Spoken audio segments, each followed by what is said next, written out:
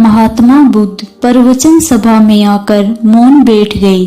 शिष्य समुदाय उनके इस मौन के कारण चिंतित हुए कि कहीं वे अस्वस्थ तो नहीं हैं।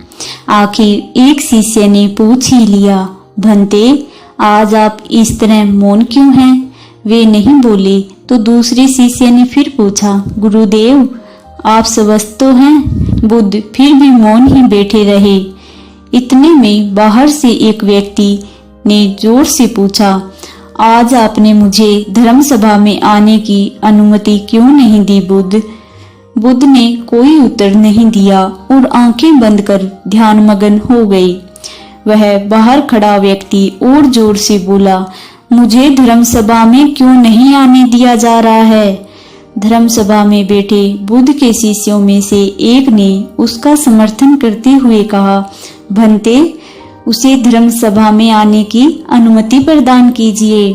महात्मा बुद्ध ने आंखें खोली और बोले, नहीं, उसे अनुमति नहीं दी जा सकती क्योंकि वह अछूत है।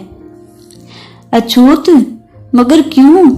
सारे शिष्य सुनकर आश्चर्य में पड़ गए कि भंते यह छुआछूत कब से मानने लग गए।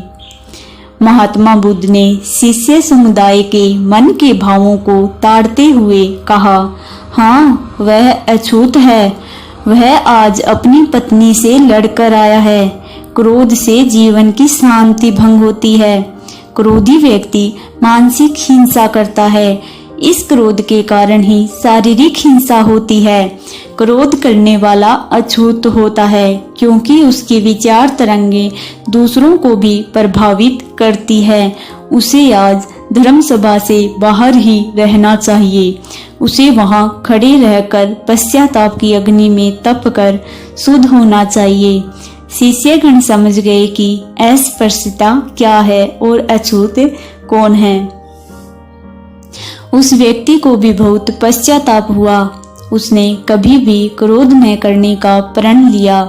बुद्ध ने उसे धर्म सभा में आने की अनुमति प्रदान की। हम समाज में अछूत जाति के कारण लोगों को मानते हैं। हमारे समाज में ये कुप्रथा चली थी कि जो नीची जाति के होते हैं वो अछूत होते हैं, उन्हें छूना नहीं चाहिए। उच्च कुल के लोग अपना जल का कुआं भी अलग रखते थे। हमारे समाज में ऐसी कई बुराइयां थी, लेकिन साथ में बहुत अच्छाइयां भी थी। लेकिन बुद्ध इन सब से परे लोगों को ये बताते थे कि अछूत शरीर से या जाति और धर्म से नहीं होता, बल्कि वो अछूत मानसिकता से होता है। जो व्यक्ति भले ही उच्च कुल में पैदा हुआ हो, अगर उसका मन ईर्ष्या, क्रोध, लोभ, मोह, माया से ग्रसित है तो वह सबसे ज्यादा अछूत है। अगर कोई व्यक्ति नीचे कुल का है फिर भी उसमें दया धर्म है, वह दूसरों के प्रति सहानुभूति रखता है, उसके अंदर करुणा का स्थान है, तो वह अछूत नहीं है। इसीलिए किसी भी नीची जाति या ऊंची जाति का भेदभाव नहीं रखना चाहिए। इंसान को उसके कर्मों से पहचानना चाहिए।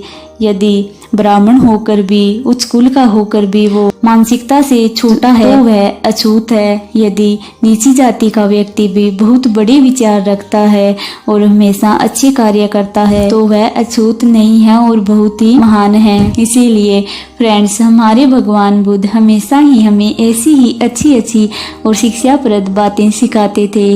भगवान गौतम बुद्ध का तो जन्म ही इस संसार को एक नया प्रकाश देने के लिए हुआ था। तो भगवान गौतम बुद्ध की आज की कहानी आपको कैसी लगी और उनकी बताई हुई शिक्षा को आपको अपने जीवन में उतारना है और जाति धर्म से ऊपर उठकर मन की सोच को ऊंचा रखना है और मन से इंसान को जानना है। इंसान हमेशा मन से बड़ा होता है, तन का कोई महत्व नहीं होता। वो तो ईश्वर ने रंग रूप खुद बना कर दिए हैं, बाकी मन की रचना इंसान स्वयं करता है।